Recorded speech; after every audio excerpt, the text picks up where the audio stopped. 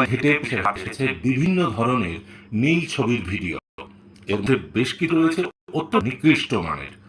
সেগুলিতে ফুটে উঠেছে অত্যাচারের, নারীদের ওপর নির্যাতনের, এগুলি ক্রমে বিশেষ পছন্দের হয়ে ওঠে সঞ্জয়। তাই ধর্ষণের সময় মহিলা চিকিৎসকের ওপর নারকীয় অত্যাচার করে সঞ্জয়। এমনকি ধর্ষণের আগে ওই তরুণীর যৌনাঙ্গে তার চুলের ক্লিপ দিয়ে ক্ষত সৃষ্টি করেছিল, এমন অভিযোগও উঠছে। তার যৌনাঙ্গে উদ্ধার হয়েছে। ধর্ষণের আগে ও পরে তরুণী চিকিৎসকের উপর প্রচন্ড অত্যাচার চালাচ্ছে ভাটিয়ার সঞ্জয়। এমনকি চিকিৎসককে খুন করার পরও তার উপর অত্যাচার চালানো হয় বলে অভিযোগ। পাশবিক নির্যাতন চালিয়েছিল মনুষ্যরূপী দৈত্য। তার কাহিনী জানলে শিউরে উঠবে না আপনিও। চিকিৎসকের কোমরের হাড়েও বড় ধরনের আঘাত রয়েছে।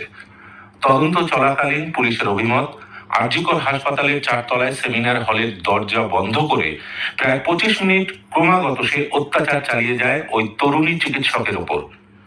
ধর্ষণের পর যুবতীর দেহের ভিডিও এবং ছবি অভিযুক্ত তুলে রেখেছিল কিনা তা মোবাইলের সূত্র ধরে জানার চেষ্টা হচ্ছে। পুলিশের এক আধিকারিক জানান, চিকিৎসক খুন এবং ধর্ষণে মূল অভিযুক্ত সঞ্জয় রায় যে অত্যন্ত বিকৃত মানসিকতার, এটাই তার প্রমাণ। সঞ্জয়ের মোবাইল ঘেঁটে পুলিশের হাতে এসেছে বিভিন্ন ধরনের নীল ছবির ভিডিও। এর মধ্যে বেশ কিছু রয়েছে অত্যন্ত নিকৃষ্ট মানের। সেগুলিতে ফুটে উঠেছে বিবস্ত্র নারীদের উপর বিভিন্নভাবে অত্যাচারের নমুনা। পুলিশের মতে এই ভিডিওগুলি ক্রমাগত দেখত সঞ্জয়, তাতেই সে আনন্দ পেত। আর এই নিকৃষ্ট ভিডিওগুলি তার মানসিকতার পরিবর্তন ঘটাচ্ছিল।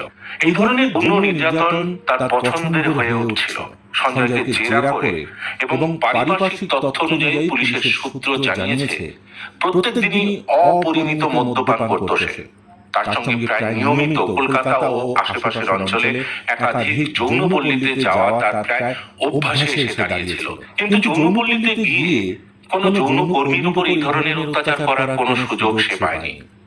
পুলিশের মতে সেই কারণে ধর্ষণের সঙ্গে সঙ্গে কোনো মহিলার উপর অকথ্য অত্যাচারের ছক কষে সে। তরুণীর দেহের সুরতহাল ও ময়নাতদন্তের পর পুলিশের হাতে যে অত্যাচারের রিপোর্ট এসেছে, তাতে এই ব্যাপারে পুলিশ অনেকটাই নিশ্চিত। সেই সূত্র ধরেই তদন্তকারী সঞ্জয়কে জেরা করছে। এদিকে তরুণীর মৃত্যুর খবর পেয়ে পুলিশ ঘটনাস্থলে গিয়ে বিভিন্ন জিনিসের সঙ্গে একটি চুলের ক্লিপ খুঁজে পায়। চুলের ক্লিপটি ছিল তরুণীর বিবস্ত্র দেহের যৌনাঙ্গের কাছে। ওই চুলের ক্লিপটি তরুণী বলে পুলিশ জানতে পেরেছে। সেক্ষেত্রে নির্যাতন চালানোর সময় সেই ক্লিপটি দিয়ে তরুণীর যৌনাঙ্গে আঘাত করা হয় বলেই ধারণা পুলিশের। এই ব্যাপারে নিশ্চিত হতে পুলিশ ক্লিপটি ফরেনসিক বিশেষজ্ঞের কাছে পাঠিয়েছে।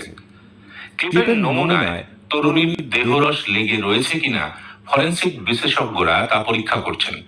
এছাড়াও অত্যাচারের নমুনা হিসেবে কোমরে আঘাত করা ছাড়াও 2 চোখে ঘুষি মেরে বা কিছু দিয়ে আঘাত করা হয়। চোখ থেকে রক্ত বের হচ্ছিল, মুখ থেকে বের হয় রক্ত। মুখ ও নখেও আঘাতের চিহ্ন ছিল। বাঁ পা, পেট, বা গোড়ালি, গলায় ছিল আঘাত। ডান হাতের আঙুলের একটি হাড় প্রায় ভেঙে দেওয়া হয়। পুরো ঠোঁট জুড়েই ছিল আঘাত, ক্ষতের চিহ্ন। এই অত্যাচারের কারণ ও আরো বিস্তারিত তথ্য জানতে সঞ্জয় রায়কে টানা জেরা করা হচ্ছে বলে জানিয়েছে পুলিশ।